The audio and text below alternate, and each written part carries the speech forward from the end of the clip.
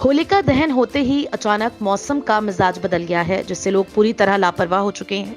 घरों में पंखों के साथ लगे एसी का भी इस्तेमाल करना शुरू कर दिया है, जिससे उनके नौनिहाल और घर के बुजुर्ग बुखार और खांसी जैसी बीमारी का शिकार हो रहे हैं।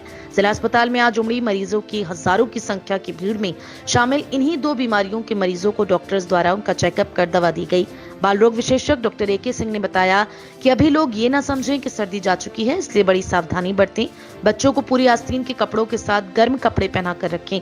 बच्चों को इस मौसम में निमोनिया जैसी बीमारियां होने का खतरा बना रहता है। उन्होंने अभी पंखे AC के इस्तेमाल से परहेज करने की अपील भी की है।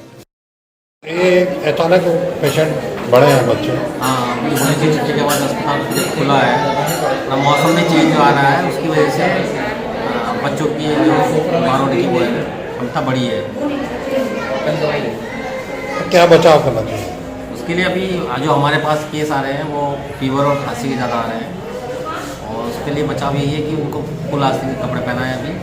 अभी ये ना सोचे कि गर्मी आज शुरू हो गई है, पंखाओं के नीचे ना बैठे, और पौष्टिक आहार दें। बाहर का जंक फूड ना होकर